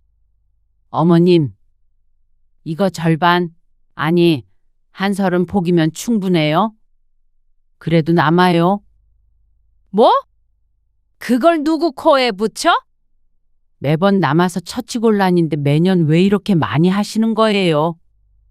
처치곤란이라니. 담가두면 다 먹는다. 매달 김치 가져가라고 성화니까 다들 마지못해 내려올 때마다 김치를 가져가는데 시어머니는 진정 그걸 모르나 싶었습니다. 시누이조차 김치 그만 주라고 하는 걸 여러 번 보았는데 말이죠. 얼른 배추 씻어. 어머님, 정말 절임 배추 써요. 네? 장씨도 더 이상은 무리였습니다. 도대체 김치가 뭐라고 이렇게까지 하는지 이해할 수가 없었습니다. 다들 맛있게 먹으면 또 모르겠는데 수요 없는 공급만 있으니 전부 다 헛노동이었습니다. 또 그 얘기야? 그게 얼마나 비싼 줄이나 알아? 비싸도 이 시간이며 정성이며 그 정도 갚해요. 그리고 그 배추를 어떻게 기른 건 줄 알고 사? 농약을 얼마나 쳤는지 어떻게 알고? 여보, 내가 많이 할 테니까 얼른 시작하자. 남편은 또다시 장씨의 편이 아니었습니다. 시어머니의 언성이 높아지자 남편은 안절부절 못하며 장씨를 말렸습니다. 결국 실질적인 김장은 장씨 혼자 해야 하는 것이었습니다. 어머님, 며느리 잡을 일이 있으세요? 뭐야? 다들 힘들어서 오지도 않고 먹지도 않는데 왜 이렇게 많이 하려고 그러시는데요? 수십 년 전통을 며느리 힘들다고 그만두냐? 그리고 다들 잘 먹는다니까 그러네. 안 그러냐? 네가 말해봐라. 시어머니가 남편을 향해 돌아보며 물었습니다. 그러자 남편이 우물쭈물하면서 대답했습니다. 그게 김치를 잘 안 먹긴 하는데. 그러자 시어머니가 도끼눈을 했습니다. 네가 그렇게 말하라고 시켰냐? 김치 안 먹는 집이 세상에 어디 있어? 그래서 기어이 네가 우리 집 전통을 말아먹어야 속이 시원해? 나 죽을 때까지 할 거야. 만약에 김장을 못하게 된다면 다 장씨의 탓이라며 시어머니가 고래고래 소리를 질렀습니다. 이러다가 옆집에서도 나와 볼 것 같았습니다. 내가 그런다고 김장을 안 할 줄 알아? 다들 맛있다고 하는데 왜 너만 난리야? 그러자 찔끔한 남편이 금세 백기를 들었습니다. 아이고, 어머니. 알겠어요. 그냥 해본 소리예요. 다들 안 오고 저희끼리 하려니까 집사람이 겁을 먹었나 봐요. 겁먹을 게 뭐가 있어? 다 내가 시키는 대로만 하면 되는데. 네, 남편이 장씨를 향해 눈치를 줬습니다. 우리끼리라도 얼른 하자는 듯한 눈빛이었습니다. 도대체가 살 수가 없었습니다. 동서에 전화를 받았을 때 장씨도 남편과 싸우는 한이 있더라도 나도 못 가겠다 버텼어야 했습니다. 그런데 여기까지 온 이상 못하겠다고 하면 김장을 못한 게 전부 장씨의 책임이 되는 것이었습니다. 아, 해치겠어? 빨리 못해? 해요, 해. 시어머니의 고집을 꺾을 수 없었습니다. 이런 남편을 믿고 있느니 장씨는 차라리 스스로 이 고난을 헤쳐나가야 한다고 생각했습니다. 이렇게 질질 끌려다니다가는 내년에도 내후년에도 60, 70이 넘어서도 김장을 해야 할지도 몰랐습니다. 이 자리를 박차고 나가면 또 남편과 싸우고 내년에 제발 1, 2년만 고생해달라 설득당하고 그 지긋지긋한 과정을 다시 해야 했습니다. 장씨는 마음을 독하게 먹었습니다. 올해로 김장을 끝내기로 결심했습니다. 그리고 그건 무조건 장씨에 의해서가 아니라 시어머니에 의한 것이어야 했습니다. 그래야 자식 탓하며 김장의 미련을 두지 않을 것이니 말이죠. 장씨는 그 순간부터 부지런히 움직였습니다. 허리가 끊어지는 한이 있더라도 끝까지 해내고 만다는 생각으로 하자 시어머니가 한마디를 보탰습니다. 허리 아프다더니 잘만 움직이는구만. 순꾀병이야. 장씨는 속이 부글부글 끓었지만 참았습니다. 남편은 역시나 할 줄 아는 게 별로 없었습니다. 배추를 씻는 것도 제대로 못했습니다. 종일 걸려 배추를 씻고 절이고 인원이 적으니까 평소보다도 오래 걸렸습니다. 그리고 장씨는 다음날 양념을 만들 때 눈을 번뜩였습니다. 무채 좀 더 넣어라. 그래야 시원해. 네, 어머님. 멸치 액젓 넣고 딱 내가 넣으라는 만큼 네, 생강이랑 마늘 넣었냐? 네. 넣었어요. 어머님이 말씀하신 만큼요. 장 씨는 고분고분 대답했습니다. 시어머니는 느린 걸음으로 왔다 갔다 하면서 지시 감독을 했습니다. 남편은 뭘 가지고 오라고 해도 뭐가 뭔지 몰라서 그냥 들어가 있으라고 했습니다. 그리고 장 씨는 시어머니가 안 보는 틈을 타서 계획을 실행했습니다. 옆에 있던 굵은 소금을 두 손으로 푹 퍼서 양념에 넣고 얼른 버무렸습니다. 잠깐 배추를 살펴보던 시어머니가 다시 고개를 돌리자 장 씨는 모르는 척 양념을 저었죠. 새우젓은? 이제 넣을게요. 이만큼 넣으면 되죠? 그래. 더 넣으면 짜. 장 씨는 그릇에 따로 담겨 있던 새우젓을 부었습니다. 그리고 시어머니가 뒤를 돈 틈을 타서 얼른 새우젓을 넣은 만큼 더 넣었죠. 그리고 멸치 액젓도 더 넣고 생강도 더 넣고 아주 멋대로 양념을 쳤습니다. 기회가 있을 때마다 앞에 보이는 재료를 때려 넣었죠. 겉으로 봤을 땐 달라진 게 하나도 없었습니다. 먹을 걸 가지고 장난치면 천벌을 받는다지만 이것저것 따질 처지가 아니었습니다. 양심 지키다가는 내가 죽게 생겼으니 어쩔 수 없다고 생각했습니다. 그리고 김장이 완성됐을 때 장 씨는 허리가 끊어지는 듯 했습니다. 간 봤냐? 시어머니가 양념에 버무려진 김치를 조금 뜯어서 입에 넣자 장 씨는 순간 놀라서 쳐다보았습니다. 조마조마하게 지켜보는데 시어머니가 고개를 갸웃거리더니 양념에 손가락을 찍어서 다시 한번 입으로 가져갔습니다. 왜요? 이상해요? 어머님이 하라고 하신 대로 했는데. 그러자 시어머니가 이상하느냐는 말에 자존심이 상했는지 발끈했습니다. 이상할 리가 있냐? 조금 간이 센 거 같긴 한데. 이래야 맛있어. 네, 고생했다. 얼른 챙겨. 장독대에도 김치를 옮겨 담았고 챙겨갈 김치통도 몇 개 차에 넣어놨습니다. 식구들도 없으니 고기는 삶지 않기로 했습니다. 그래서 하루 일찍 집으로 돌아가기로 했죠. 이거는 올라가는 길에 저희가 다 전달할게요. 너희가 오지도 않은 것들 뭐가 예쁘다고 줘? 그래도 다들 잘 먹는다고 그러셨잖아요. 그러자 시어머니는 고개를 끄덕였습니다. 김치가 완성됐으니 여기저기 나눠주고 싶은 모양이었습니다. 이것까지 실어가서 옆집에도 한 통 주고 가. 네, 장 씨는 허리를 부여잡고 차를 탔습니다. 그러자 남편이 장 씨의 눈치를 봤습니다. 고생했어, 여보. 장 씨는 대답하지 않았습니다. 그런데 다른 식구들에게 김치를 다 전달해 주겠다는 말에 남편은 감동이라도 받은 것 같았습니다. 하지만 남편 감동받으라고 한 행동은 아니었습니다.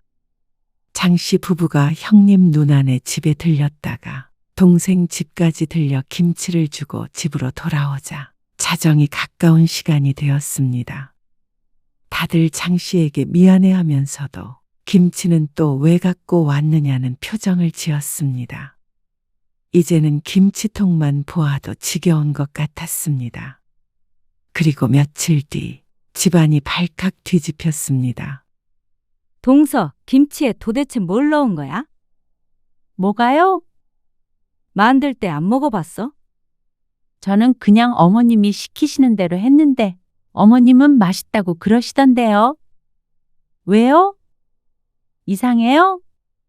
이상한 정도가 아니라 내가 전에 그랬지. 어머님 김치 점점 맛이 이상해지는 것 같다고.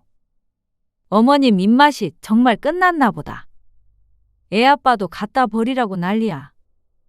아까 어머님한테 전화해서 이젠 김장하지 말라고 그러더라. 어머, 정말요? 어머님이 난리치시는데도 이런 김치 어떻게 먹느냐고. 참 희한하긴 하네. 그리고 작은 동서와 신우이에게도 전화가 왔습니다. 다들 같은 생각이었습니다. 시어머니 입맛이 이상하니 김장을 그만해야 된다는 입장이었습니다. 결국엔 편을 들던 아들들마저 그렇게 말하니까 시어머니도 당황스러울 것이었습니다. 김치 맛이 어떻길래 그래? 김장할 때도 맛 한 번 안 보았으니 남편은 모를 만도 했습니다. 장 씨는 모르는 척하며 김치를 꺼내 남편 입에 넣어주었습니다. 나는 당연히 어머님이 늘 하던 대로 하시니까 그냥 했는데 얼마나 이상해? 그러자 남편이 씹던 김치를 싱크대에 뱉어버렸습니다. 이게 뭐야? 비린내가 너무 나고 짜고 이거 진짜 왜 이래? 사람 먹으라고 담근 거야? 이렇게 만들려고 배추를 그렇게 열심히 길렀나? 남편은 그동안 배추 농사에 불려갔던 게 억울한 모양이었습니다. 어머, 정말이네. 장 씨는 김치를 먹어보고 시치미를 뗐습니다. 다 버려야지. 이거 못 쓰겠네. 순간 죄책감이 잠깐 들기도 했습니다. 하지만 한편으로는 시원하기도 했습니다. 아마 내년에도 똑같이 배추 농사를 짓고 자식들은 끌려가 싸우고 며느리들은 매번 알아눕는 연례 행사가 반복될 것이었습니다. 이렇게 하지 않으면 우유부단한 남자들이 어머니 고집을 꺾을 수가 없을 테니 말이죠. 화가 난 시어머니에게서 전화가 왔습니다. 너 도대체 양념에다가 뭘 넣은 거니? 옆집에서도 쫓아왔어. 뭘 넣다니요? 어머님이 넣으라고 하신 대로 넣었죠? 어머님도 바로 앞에서 보셨잖아요. 그러자 시어머니는 아무 말도 못했습니다. 장 씨의 말대로 모든 건 시어머니가 지시한 대로 이루어졌으니 말이죠. 그리고 어머님도 김치 다 됐을 때 맛 보셨잖아요. 아니, 그땐 괜찮은 것 같았는데. 안 되겠다. 배추 사다가 다시 해야겠다. 네? 200포기를 다시요? 그러면 어떻게 하냐? 김치 없이 어떻게 1년을 보내? 옆에서 듣고 있던 남편이 전화를 바꿨습니다. 어머니, 이참에 김장 그만하세요. 1년 동안 농사 지은 배추가 전부 못 쓰게 됐잖아요. 나이 드셔서 입맛이 변했나 보죠. 이번에 얼마나 힘들었는데 또 김장하겠다는 말씀을 하세요. 남편도 다소 화가 난 것 같았습니다. 남자 여럿이 했던 일을 혼자서 했으니 남편도 장 씨에게 투정은 못 부려도 아마 평소보다 훨씬 힘들었을 것이었습니다. 너까지 어떻게 그런 말을 하냐? 형님도 그만하자고 그랬다면서요. 다들 힘들어서 핑계대고 오지도 않는데 자식들 말 좀 들으세요. 어머니 이제 80이에요. 그만할 때도 됐어요. 요즘 누가 김장해요? 다들 사 먹지. 장 씨가 하고 싶은 말을 남편이 대신했습니다. 남편도 뻔히 알면서 그동안 장 씨만 나쁜 사람을 만들어 왔나 싶었습니다. 시어머니는 자식들의 말에 충격을 받은 것 같았습니다. 하지만 장 씨는 알 수 있었습니다. 내년부터는 배추 농사도 없을 거고 김장도 없겠다는 걸 말이죠. 며느리들은 무척 좋아했습니다. 시어머니 입맛이 예전과 같지 않은 걸 안타까워하긴 했어도 결국엔 그 지긋지긋한 김장에서 해방됐으니 말이죠. 김치는 이제 사 먹어야 하나. 뭘 사 먹어? 먹지도 않는데. 그런가? 아이고, 어쨌거나 내년부터는 주말에 좀 쉴 수 있겠네. 남편은 김치에 미련이 없어 보였습니다. 아니, 오히려 좋아했습니다. 더 이상 농사 지으러 가지 않아도 되니 후련해 보이기도 했습니다. 음식을 못 쓰게 만들었다는 죄책감은 장씨 혼자만의 감정으로 끌어안기로 했습니다. 앞으로 벌여질 김치들에 비하면 작은 희생이었습니다. 그리고 시어머니에게도 몹쓸 짓을 했다 싶긴 했지만 20년 넘게 욕먹어가며 고생한 걸 생각하면 이 정도는 애교라고 생각했죠.